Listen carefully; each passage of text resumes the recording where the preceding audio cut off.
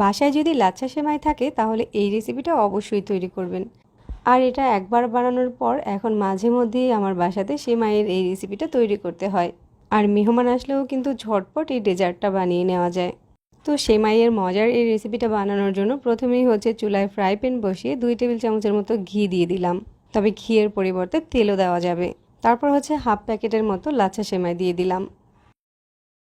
সেমাইটাকে হচ্ছে এখন ঘিয়ের সাথে খুব ভালো করে নেড়েচেড়ে ভেজে নিতে হবে।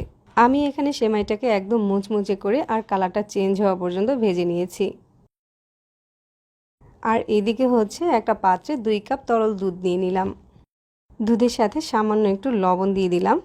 1 টেবিল চামচ দিয়ে দিলাম agar agar powder. Agar agar পাউডারটাকে নেড়েচেড়ে একটু মিশিয়ে দিচ্ছি। তারপর হচ্ছে এখানে 4 টেবিল চামচের মতো চিনি দিয়ে দিলাম। তবে মিষ্টিটা পছন্দ অনুযায়ী বাড়িয়ে কমিয়ে দিতে পারবেন। এরপর হচ্ছে দুধটাকে জাল করে নিচ্ছি। দুধে 2টা বলক ওঠা পর্যন্ত দুধটাকে জাল করে নিয়েছি। এবার হচ্ছে চুলা থেকে দুধটাকে নামিয়ে হালকা একটু ঠান্ডা করে নিব। এখন দুধের সাথে সামান্য অল্প একটু জর্দার রং দিয়ে দিচ্ছি। এতে করে দুধের কালারটা দেখতে সুন্দর লাগবে।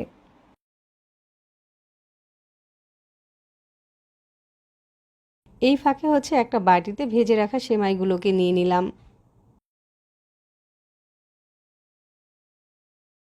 দুধটাকে হালকা একটু ঠান্ডা করে তারপর হচ্ছে এই সেমাইয়ের সাথে দিয়ে দিচ্ছি।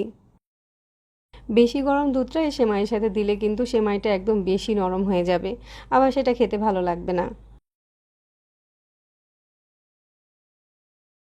এবার দুধ আর সেমাইটাকে একটু নেড়েচেড়ে মিশিয়ে নিচ্ছি।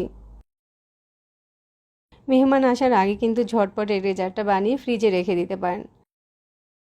উপর দিয়ে কিছুটা কিশমিশ আর পেস্তা বাদাম দিয়ে সাজিয়ে বাটিটাকে ফ্রিজে রেখে দিচ্ছি।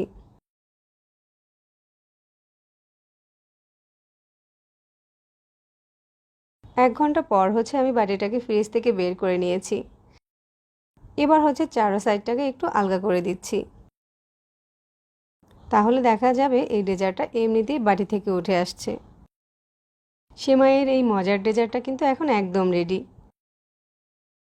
ছুরি দিয়ে পছন্দ অনুযায়ী শেপ দিয়ে ডেজার্টটাকে কেটে নিতে পারেন। আমি এরকম চৌকো করে কেটে নিয়েছি। কাউকে না বলে খাওয়ালে এটা বুঝতেই পারবে না যেটা কী দিয়ে তৈরি। সবাই ভাববে যে এটা মিষ্টির সন্দেশ।